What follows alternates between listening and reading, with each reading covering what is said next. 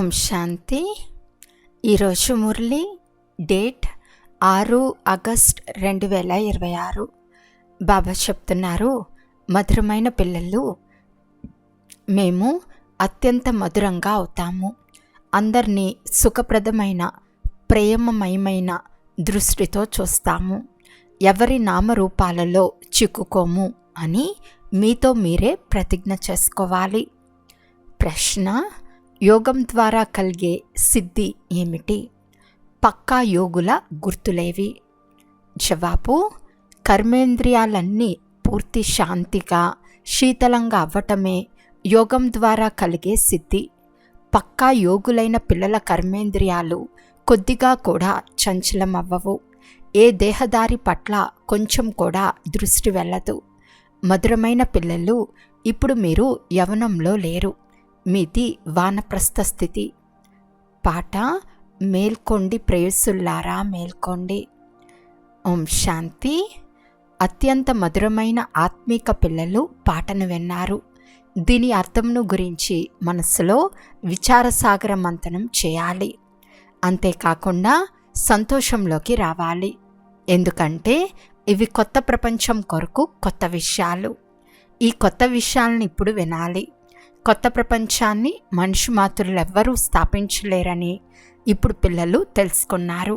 మీరు ఈ విషయాలను విన్నప్పుడు ఇవి 5000 సంవత్సరాల క్రితం నాటి పురాతన విషయాలే మళ్ళీ కొత్తగా వినిపించటం జరుగుతుందని భావిస్తారు. అంటే పురాతనమైనవే కొత్తగా, కొత్తవే మళ్ళీ పురాతనమైనవిగా అవుతాయి. 5000 సంవత్సరాల క్రితం నాటి అవే విషయాలను బాబా మళ్ళీ కొత్తగా వినిపిస్తారు. అవే విషయాలు ఎందుకు వినిపిస్తారు? కొత్త ప్రపంచ వారసత్వాన్ని పొందేందుకు. ఇందులో జ్ఞాన నృత్యం చేయవలసి ఉంటుంది. భక్తిలో కూడా చాలా నృత్యం చేస్తారు. నలువైపులా మలుపులు తిరుగుతూ నృత్యం చేస్తారు. జ్ఞాన నృత్యం చాలా సహజం. అందులో కర్మేంద్రియాలు ఎక్కువగా కదులుతాయి. శ్రమ చేయాల్సి పడుతుంది. ఇక్కడ లోపలే జ్ఞాన నృత్యం నడుస్తుంది. సృష్టి చక్రం ఏ విధంగా తిరుగుతుంది అనే జ్ఞానం ఇప్పుడు మీ బుద్ధిలో ఉంది. ఇందులో ఏ విధమైన శ్రమ లేదు, కానీ స్మృతిలో శ్రమ ఉంది. కొందరు పిల్లలు ఫెయిల్ అయిపోతారు. ఎక్కడో ఒక చోట క్రింద పడిపోతూ ఉంటారు. అన్నిటికంటే ముఖ్యమైన విషయం, ఎప్పుడూ నామరూపాలలో చిక్కుకోరాదు. స్త్రీ పురుషులు కామ వికారానికి వశమై నామరూపాలలో చిక్కుకుంటారు కదా. క్రోధము నామరూపాలలో చిక్కుకోనివ్వదు. మొట్టమొదట దీనినే చాలా సంభాలన చేసుకోవాల్సి ఉంటుంది. ఎవరి నామరూపాలలో చిక్కుకోరాదు. స్వయాన్ని ఆత్మగా భావించాలి. ఆత్మనైన నేను అశరీరిగా వచ్చాను, అశరీరిగా అయి వెళ్తాను. ఈ శారీరక స్మృతిని తొలగించుకోవాలి. నామరూపాలలో చిక్కుకోవటం ఎంతో చెడ్డ రోగమని తండ్రి పిల్లలను అప్రమత్తం చేస్తారు. కొందరు ఈ విషయాన్ని అర్థం చేసుకోలేరు. నామరూపాలలో చిక్కుకున్నావు అని బాబా నన్ను చాలా అనవసరంగా అన్నారు అని అంటారు. ఇది గుప్తమైన రోగము. అందువలన ప్రియుడు ప్రేయసులను లేక తండ్రి పిల్లలను, ఇప్పుడు పిల్లల్లారా మేల్కోండి, ఇప్పుడు మళ్ళీ కలియుగం తర్వాత సత్యుగం రానున్నది అని మేల్కొల్పుతున్నారు. తండ్రి జ్యోతి వెలిగించేందుకే వస్తారు.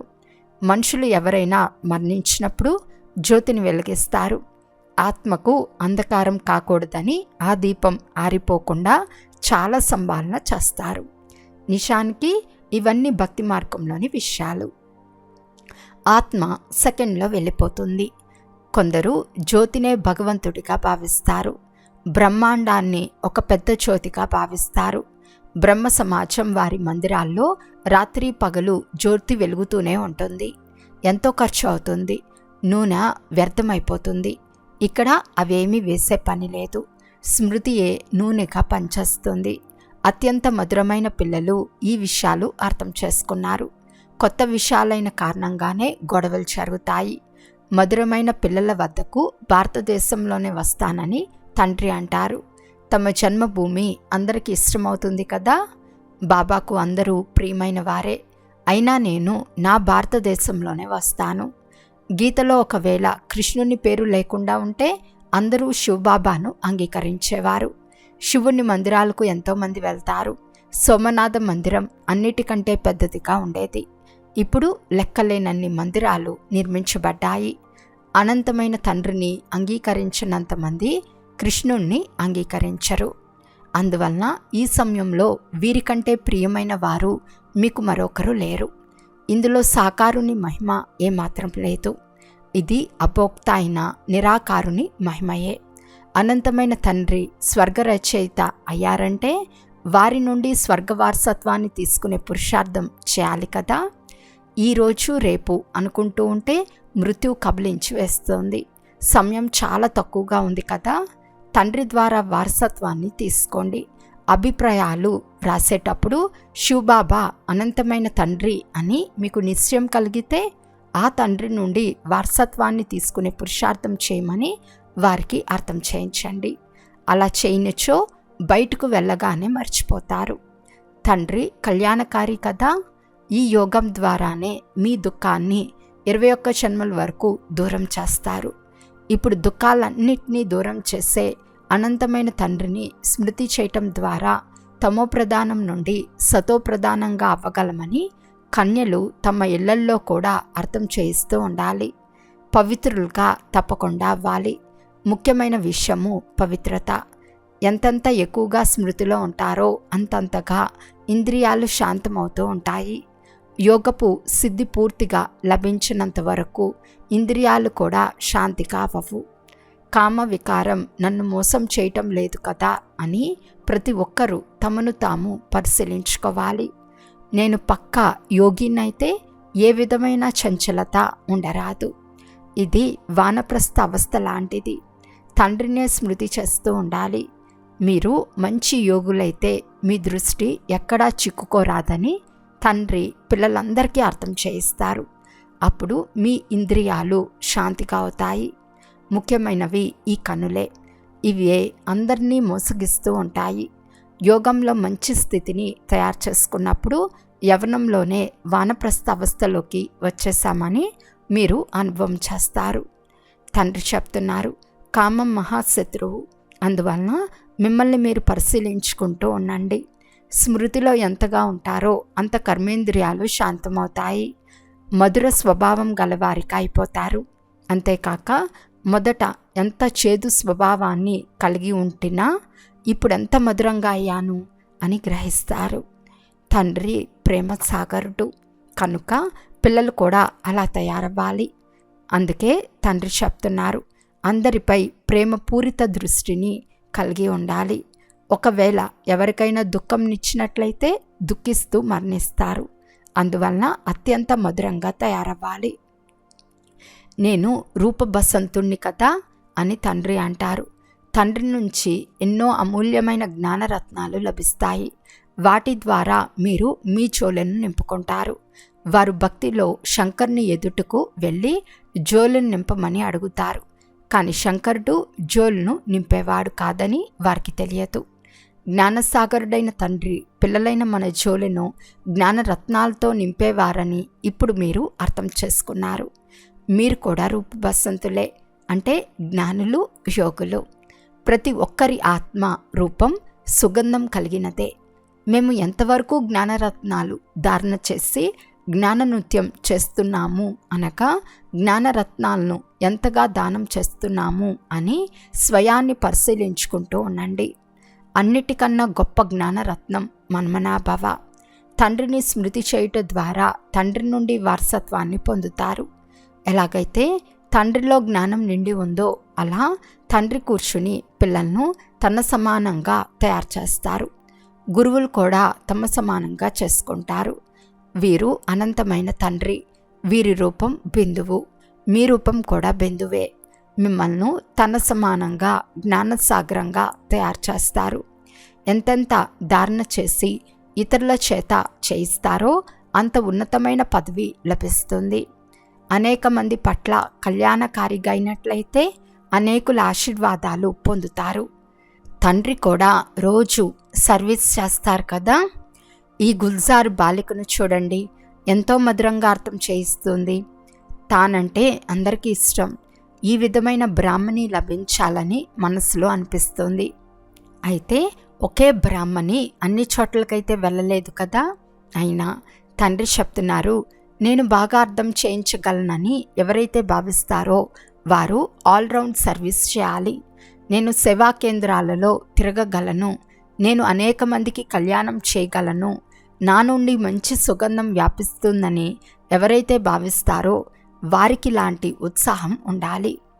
నేను వెళ్ళి 10-15 రోజులు సేవా కేంద్రాల్లో తిరిగి రావాలని భావించాలి.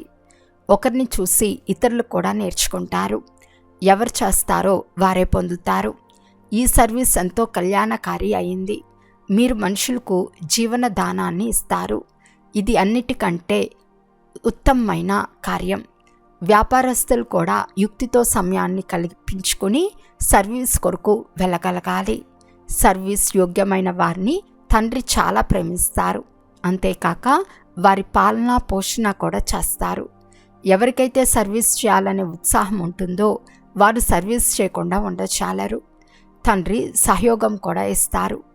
పిల్లలు చాలా దయాహృదయులు కావాలి. అనేక మంది జీవితం చాలా దుఃఖమయంగా ఉంది. మీరు జీవన దానాన్ని చేస్తారు. ఎవరికైనా అవినాశి జ్ఞానరత్నాలు దానం చేయటం వంటి సర్వోత్తమమైన దానం ఇంకొకటి లేదు. ఎంతో దయాహృదయులు కావాలి.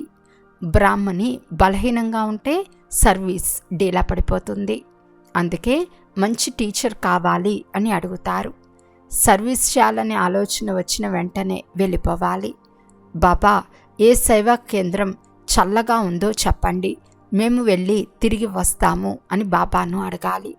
ప్రదర్శనీ చిత్రాలు కూడా ఉన్నాయి. చిత్రాలను చూపి వివరిస్తే ఎక్కువ మంది చాలా బాగా అర్థం చేసుకుంటారు. సర్వీస్ను మేము ఎలా వృద్ధి చేయాలని ఆలోచిస్తూ ఉండాలి. తండ్రి కూడా సర్వుల జీవనాన్ని వజ్ర సమానంగా తయారు చేస్తారు. పిల్లలైన మీరు కూడా సర్వీస్ చేయాలి. వందే మాతరం అని మహిమ చేయబడి ఉంది, కానీ దాని అర్థం తెలియదు. పతిత మనుషులకు కానీ లేదా పృథ్వీ మొదలైన వాటికి కానీ ఎప్పుడు నమస్కరించరాదు. ఇవి పంచతత్వాలు. వాటికి ఎందుకు నమస్కరించాలి? శరీరం పంచతత్వాలతో తయారై ఉంది కనుక శరీరాన్ని పూజించటం అనగా అది భూత పూజ. శివబాబాకైతే శరీరం లేదు కదా. వారిని పూజించటం అన్నిటికంటే ఉత్తమమైన పూజ. మిగిలినవి మధ్యమైనవి. ఈ రోజుల్లో మనుషులను కూడా పూజిస్తారు. వారు పతితులు. మహానాత్మలైతే దేవతలుగా ఉంటారు. వారు సన్యాసుల కంటే ఎక్కువ పవిత్రమైన వారు. పిల్లలైన మీరిప్పుడు మేము దేవతలుగా అవుతున్నామని తెలుసుకున్నారు. తండ్రి మనకు ఈ అవినాశి జ్ఞానరత్నాలను దానం చేయటం నేర్పిస్తారు. దీనిలాంటి ఉన్నతమైన దానం ఇంకొకటి లేదు. ఒక్క తండ్రినే స్మృతి చేయాలి. శివుడు, లక్ష్మీనారాయణ చిత్రాలైతే ఉన్నాయి. ప్రతి ఒక్కరూ ఈ చిత్రాలను ఇంట్లో ఉంచుకుంటే వారికి ఈ జ్ఞానం గుర్తుంటుంది. శివబాబా మమ్మల్ని ఈ లక్ష్మీనారాయణులుగా తయారు చేస్తున్నారు. ఈ సమయంలో మీరు అలా తయారవుతున్నారు. స్వర్గ రచయిత ఒక శివబాబాయే. సతయుగంలో వారసత్వాన్ని ఇవ్వరు కదా. ఈ అంతిమ జన్మలోనే శివబాబా చెప్తున్నారు, నన్ను స్మృతి చేసినట్లయితే దేవతలుగా తయారవుతారు. మిగిలిన విషయాలన్నీ వదిలి సర్వీస్లోనే నిమగ్నం అవ్వండి. మీరు తండ్రిని స్మృతి చేస్తున్నారు. ఇది కూడా గొప్ప సేవ చేయటమే. తత్వాలు మొదలైనవన్నీ పావనంగా అయిపోతాయి. యోగానికి ఎంతో గొప్ప మహిమ ఉంది. ప్రపంచంలో యోగాశ్రమాలు ఎన్నో ఉన్నాయి. అవన్నీ శారీరక హఠయోగాలు. మీది రాజయోగం. దీని ద్వారా మీరు బాధల నుండి విముక్తులుగా అవుతారు. ఈ అనేక రకాల హఠయోగాలు మొదలైన వాటి ద్వారా మెట్లు క్రిందకు దిగుతూనే వచ్చారు. ముఖ్యమైన విషయం స్మృతి చేయటం. నా మనస్సు ఎక్కడా వికారాల వైపు వెళ్ళటం లేదు కదా అని పరిశీలించుకోవాలి. వికారాలనే పతితులని అంటారు, అనగా గవ్వ సమానమైన వారు. వికారాల్లో పడిపోవటం వలన తమకే నష్టం కలుగచేసుకుంటారు. తండ్రి చూసినా చూడకపోయినా చేసిన వారు పొందుతారు. మేము తండ్రి సర్వీస్ చేస్తున్నామా లేదా, మాలో ఏ విధమైన అవగుణం లేదు కదా అని స్వయాన్ని పరిశీలించుకోవాలి. ఏదైనా ఉన్నట్లయితే వెంటనే దాన్ని తొలగించుకోవాలి. స్వయంలోని అవగుణాలను ఎలా తొలగించుకోవాలో తండ్రి అనేక రకాలుగా అర్థం చేయిస్తూ ఉంటారు. నిర్గుణము అన్న పదం యొక్క భావాన్ని అర్థం చేసుకోలేదు. వారిలో ఏ గుణం లేదంటే నిర్గుణ బాలల మండలి ఏం చేయగలదు? అర్థం తెలియకుండా నోటికి ఏదొస్తే దాన్ని అంటూ ఉంటారు. అనేక మతాలున్నాయి కదా, మీకు ఒకే మతం లభిస్తుంది. దీని నుండి మీకు వర్ణించలేనంత సంతోషం కలగాలి. తండ్రి, కేవలం మీరు నన్ను స్మృతి చేయండి మరియు కమల్ పుష్ప సమానంగా అవ్వండి, మనస వాచ కర్మన పవిత్రంగా అవ్వండి అని చెప్తున్నారు. బ్రాహ్మణులైన మేము శ్రీమతంను అనుసరించి మా తనువు మనస్సు ధనముల ద్వారా స్వయానికి మొత్తం విశ్వానికి సేవ చేస్తున్నామని పిల్లలైన మీరు అర్థం చేసుకున్నారు. తండ్రి భారతదేశంలోనే వస్తారు. పాండవులైన మీరు భారతదేశాన్ని స్వర్గంగా తయారు చేసే సేవ చేస్తున్నారు. మీరు మీ పని చేస్తున్నారు. చిట్ట చివరికి విజయం పాండవులదే అవుతుంది. ఇందులో యుద్ధం చేసే పనే లేదు. మీరు డబల్ హింసకులు. వికారాల్లోకి వెళ్ళరు. తుపాకీ గుండు పేల్చేది లేదు. హింస ద్వారా ఎవరూ విశ్వంపై రాజ్యాధికారాన్ని పొందలేరు. బాబా ఇలా అర్థం చేయించారు. ఇరువురు పరస్పరంలో కలిసినట్లయితే విశ్వం అంతటిపై రాజ్యపాలన చేయగలరు. కానీ డ్రామాలో అలా లేదు. క్రిస్టియన్లే కృష్ణపురిని మింగేశారు. నిజానికి భారతదేశం కృష్ణపురిగానే ఉండేది కదా. వారు యుద్ధం చేసి రాజ్యభాగ్యాన్ని తీసుకున్నారు. చాలా ధనాన్ని తీసుకెళ్లారు. ఇప్పుడు మళ్ళీ ఆ ధనమంతా తిరిగి ఇస్తూ ఉంటారు. అంతేకాకుండా ఇప్పుడు మళ్ళీ మీరు విశ్వానికి అధికారులుగా అవుతారు. తండ్రి ఎన్నో యుక్తులు అర్థం చేయిస్తారు. వారే మీ రాజ్యాన్ని దోచుకున్నారు. ఇప్పుడు మళ్ళీ వారు పరస్పరంలో పోట్లాడుకుంటారు. మధ్యలో మీరు విశ్వానికి అధికారులుగా అవుతారు. ఇది ఎంతో పెద్ద రాజ్యభాగ్యం. శ్రమంతా కేవలం ఇందులోనే ఉంది. స్మృతి చేస్తూ ఉండండి. మీ వారసత్వాన్ని తీసుకోండి. ఇందులో విసుగు చెందరాదు. అచ్చా, మధురాతి మధురమైన అపురూపమైన పిల్లలకు మాతాపిత బాప్తాతాల ప్రియ స్మృతులు మరియు గుడ్ మార్నింగ్. ఆత్మిక పిల్లలకు ఆత్మిక తండ్రి నమస్తే. ఆత్మిక తండ్రికి ఆత్మిక పిల్లల యొక్క ప్రియ స్మృతులు మరియు నమస్తే నమస్తే నమస్తే. ధారణ కొరకు ముఖ్య సారము. ఫస్ట్ పాయింట్, ఇతర విషయాలన్నిటినీ వదిలి జ్ఞానదానం చేయాలి. రూపు బసంతులుగా అంటే జ్ఞానీలుగా మరియు యోగులుగా అవ్వాలి. తమ అవగుణాలను తొలగించుకునే పురుషార్థం చేయాలి. ఇతరులను చూడరాదు. సెకండ్ పాయింట్, మీ స్వభావాన్ని చాలా మధురంగా తయారు చేసుకోవాలి. సర్వుల పట్ల ప్రేమమయమైన దృష్టిని ఉంచుకోవాలి. ఎవరికి దుఃఖాన్ని ఇవ్వరాదు. కర్మేంద్రియ చేతులుగా అవ్వాలి. ఈరోజు వరదానము. సంపూర్ణ సమర్పణ యొక్క విధి ద్వారా సర్వగుణ సంపన్నంగా అయ్యే పురుషార్థంలో సదా విజయీ భవ. ఎవరి సంకల్పంలో కూడా దేహాభిమానం ఉండదో దానినే సంపూర్ణ సమర్పణ అని అంటారు. సొంత దేహాభిమానం అనగా నేను ఫలానా అనే సంకల్పమును కూడా అర్పణ చేసి సంపూర్ణ సమర్పణ అయ్యేవారే సర్వగుణాలలో సంపన్నులుగా అవుతారు.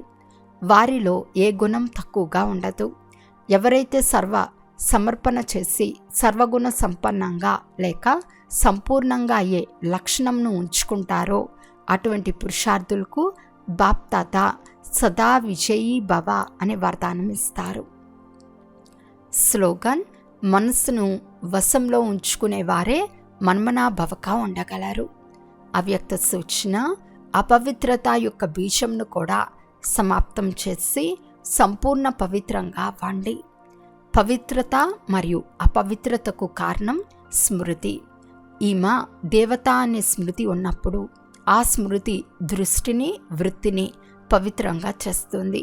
అలా కాక ఈమె ఒక స్త్రీ అనే స్మృతి ఉంటే అప్పుడు ఆ స్మృతి వృత్తి మరియు దృష్టిని కూడా అపవిత్రత వైపు లాగుతుంది. అక్కడ రూపాన్ని చూస్తారు, ఇక్కడ ఆత్మీయతను చూస్తారు. నచ్చా. ఓం శాంతి.